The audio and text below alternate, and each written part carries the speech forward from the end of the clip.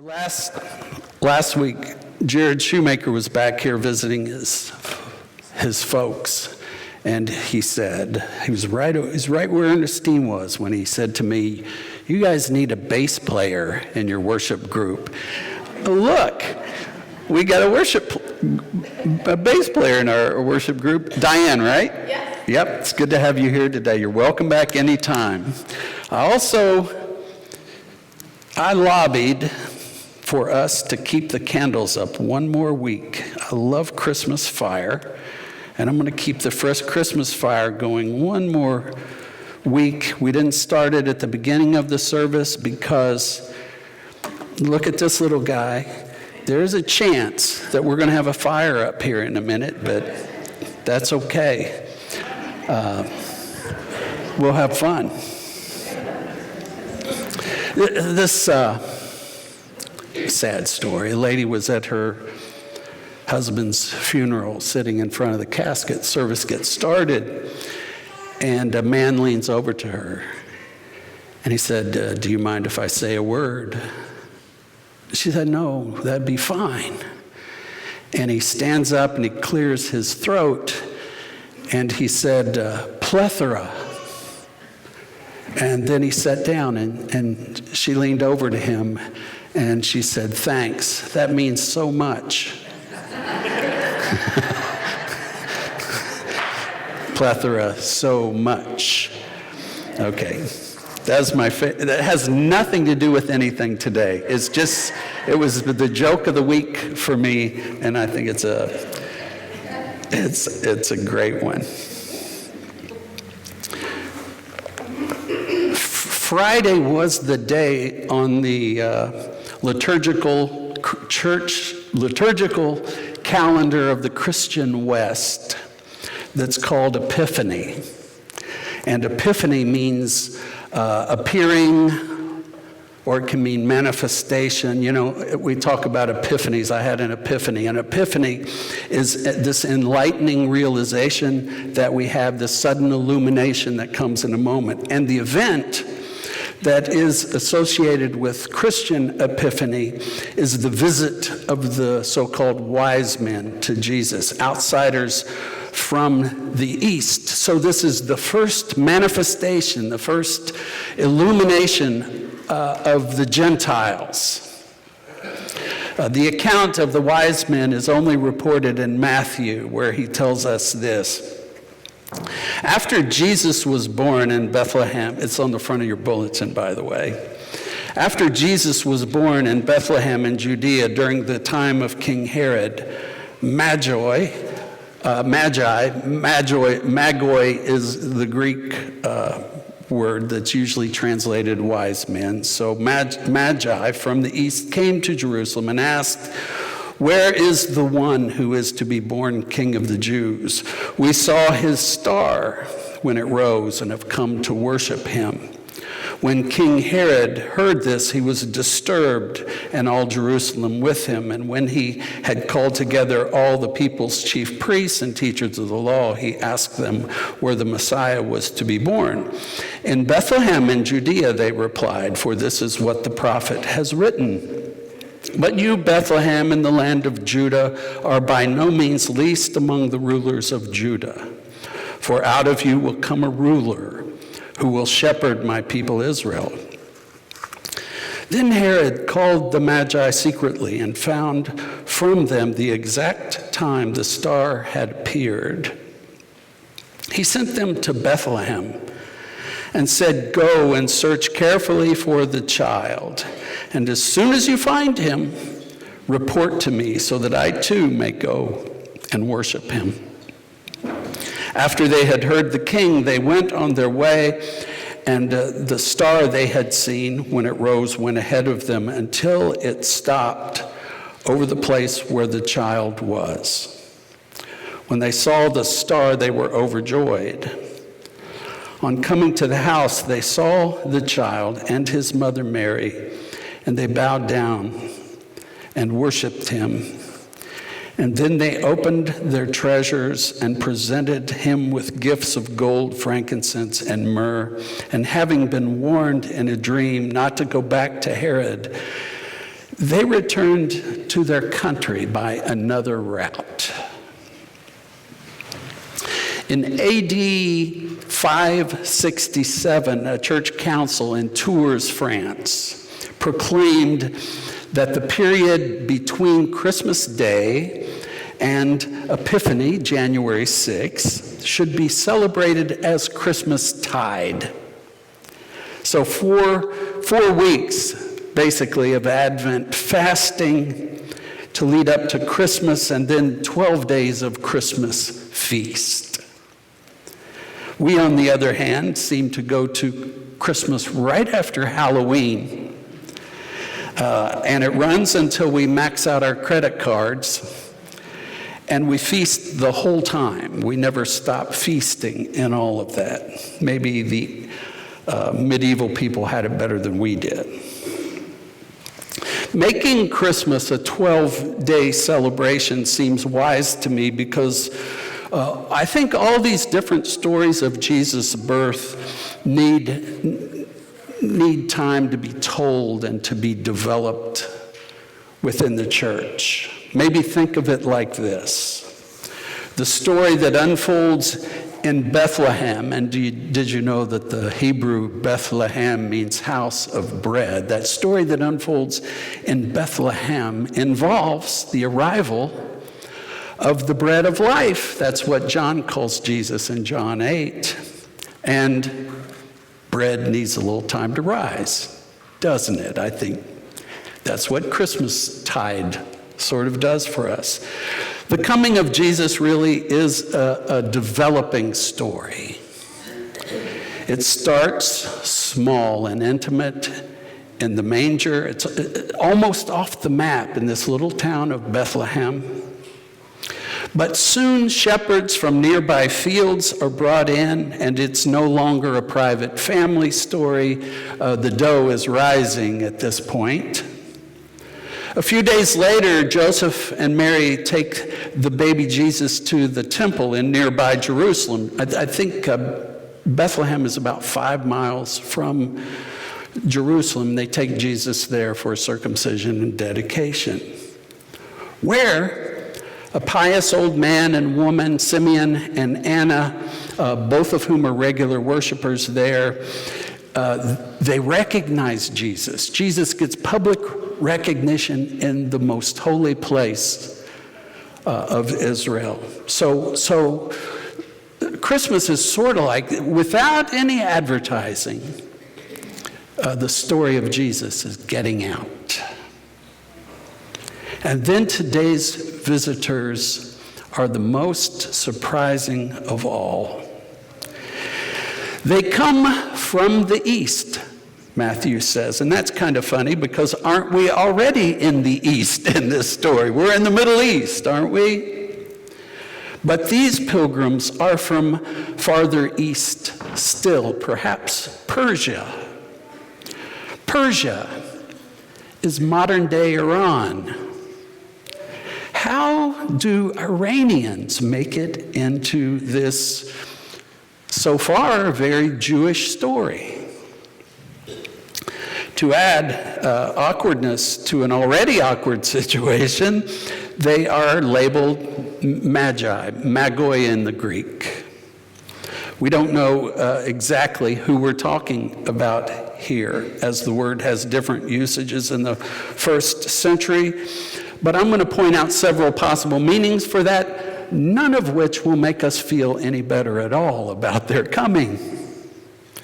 Magoi can simply mean magicians, and that's how the word is used in Christian literature after New Testament times for the most part. And do I need to remind you of all the warnings that are in the New Testament about the practice of magical arts? It might refer, probably does, I would put my money here probably, it might refer to Magians, a priestly cult in Persia, usually associated with Zoroastrianism, another religion. Do I need to remind you that the Old Testament is not very fond at all of other gods? The fact that these travelers are following a star and come from the east may suggest, probably does suggest, that they are astrologers of some kind, sort of pre-scientific observers of the heavens who interpret meanings in life because of what they see in the skies. Deuteronomy 17 suggests that a good way to handle these kinds of people is to stone them. Unfortunately, there is no way to seamlessly blend these visitors into our quaint, sentimental nativity. They are oddballs. And yet, this is clearly where God is taking the story. Clearly taking the story of Jesus to the world. Epiphany is the manifestation of Jesus to the Gentiles. Some theologically suspect foreigners from afar are led to Jesus' side because God wants them there. Because this child is for the world. And in the nativity stories, when you look at the sum total of them, Jesus functions sort of like a magnet that pulls the world toward him. The infant attracts shepherds, Simeon and Anna, and Gentiles of all people. It's interesting that there's sort of a similar theme in the book of Acts, that the good news of Jesus is for the whole world. That is one of the points of the book of Acts, isn't it? Jesus is for the world, and Paul makes clear that includes Gentiles too. But in Acts, which tells the story of the church and early Christianity, the movement is exactly the other way. Jesus sends followers. The good news goes out. And Jesus' words in Acts 1:8 sort of give the outline for the book of Acts. Jesus says, "You, my disciples, will be my witnesses in Jerusalem and in all Judea and Samaria and to the ends of the earth." So the good news of Jesus' resurrection in the book of Acts, the good news of Jesus splashes in Jerusalem, then spreads out these concentric waves into Judea and Samaria. Those are the next closest regions. And then spreads out everywhere. In Acts, Jesus leaks out into the world. In the nativity stories, the world is brought to Jesus. So which is it? That Jesus is the wondrous one who attracts people to himself? Jesus would seem to suggest that in John chapter 12 when he says, and very famous verse for literature, historical buffs, this is the verse that is at the front of Dostoevsky's The Brothers Karamazov. Jesus says, "And I, when I am lifted up from the earth," and he's talking there about the cross. He makes the cross an instrument of exaltation. "When I am lifted up on the cross, I will draw all people to myself." His willingness to die for us, coupled with his victory over the cross, sort of pulls us toward him. Just a little side note here about when Chris and I travel to cities. I'm thinking European cities primarily right now in my head, but we try to go mostly on foot whenever we travel around. And we end up doing an awful lot of our exploring by nose. And both of us have substantial noses to lead us. But many times we have been rerouted by whatever we have planned and drawn into a bakery down a side street because of a smell that has been in the air. And we caught wind of it, and we were walking down the street, and then it's like, ugh, and we're like zombies headed to the bakery. I think the metaphor of Jesus as bread of life may speak to how our Lord draws himself to us, right? Or draws us to himself. In his translation of the New Testament, I noticed that David Bentley Hart translates Jesus' words here like this: "And I, when I am lifted up, will drag everyone to me. The world will be dragged my way." Is it that Jesus is luring people to where he is and then receiving him with open arms? Or are we to go with the Acts model, that the love of God is a love that's on the move, and it reaches out and it pursues and chases down every single lost person? There are stories that back that perspective too. That's the direction of the lost sheep parable, right? There are these lost sheep out there, and the shepherd drops everything that he's doing in order to go out on this rescue mission, all in the interest of the one who is not in the pen. Are we drawn to Jesus? Or does Jesus hunt us down? I suspect that both are simultaneously true. Sometimes he is drawing us to himself. Just so happens to be where we search is there at the end of the trail that we've been going down, and is there for us with wide open arms. But sometimes we're so lost we wouldn't know where to look or how to look. And guess what? He pursues us. Good news that we didn't even know existed gets spoken to us from the outside. Somebody comes and lays claim on us. But in either case, the basic fact is the same one. Jesus has come into the world for everyone's sake. All are being drawn to Jesus, the bread of life, and at the same time, Jesus, the Good Shepherd, goes out looking for everything lost. Only Matthew, by the way, includes the Magi in his nativity stories about Jesus, but I'm glad it makes the cut in the Gospels, because think about it, we are more like the Magi than any other character in the nativity narratives. Gentiles, right? Pagans was the word in the New Testament that's always usually used to describe people like us.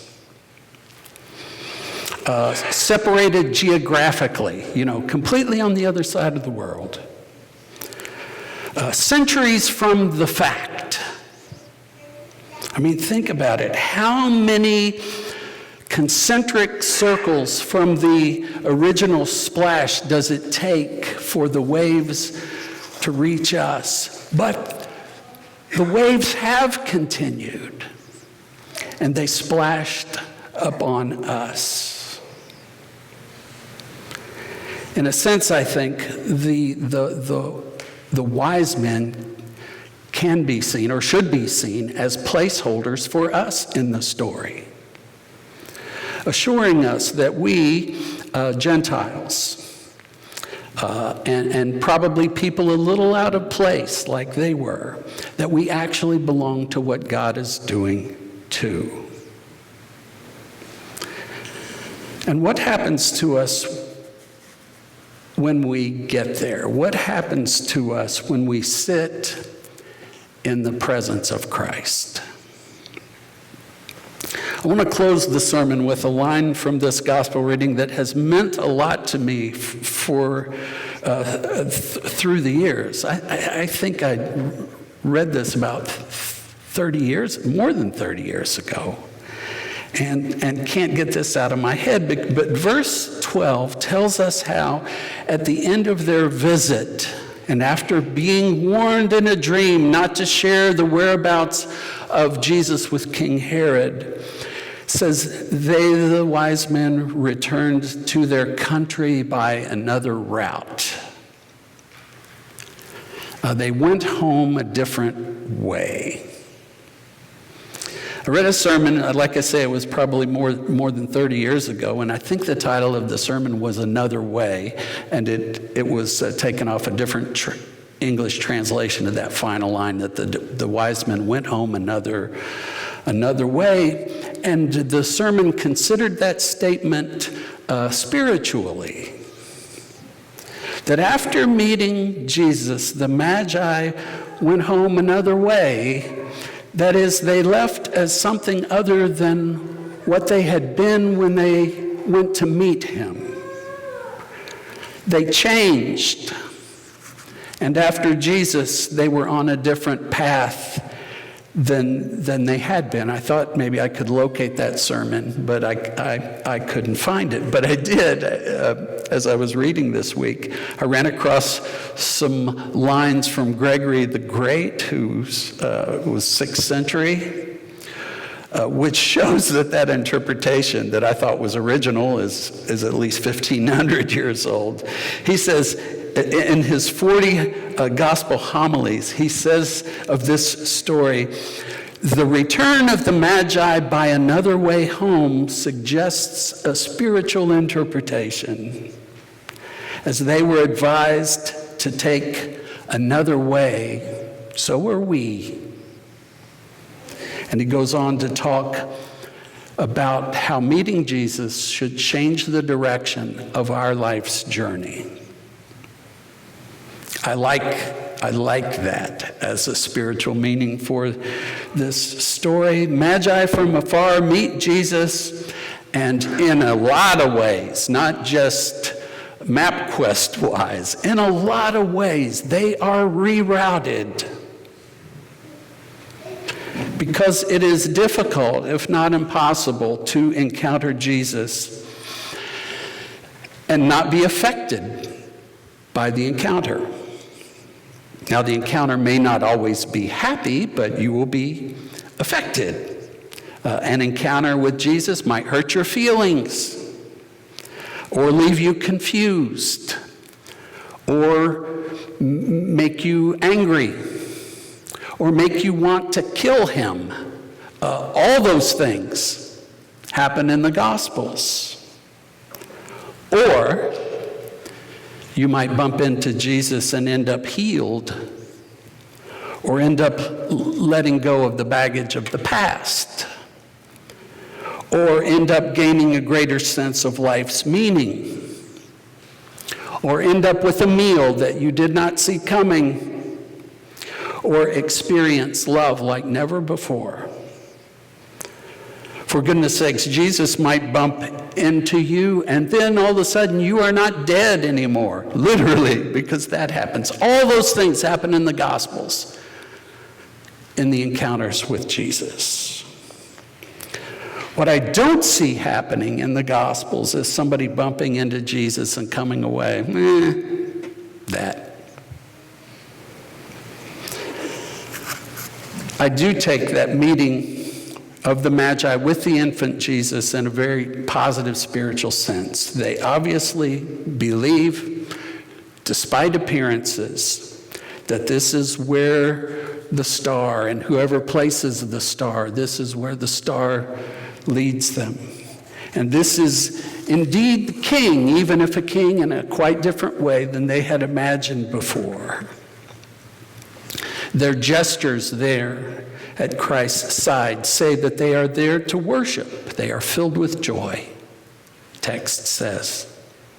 They bow down. They give offerings.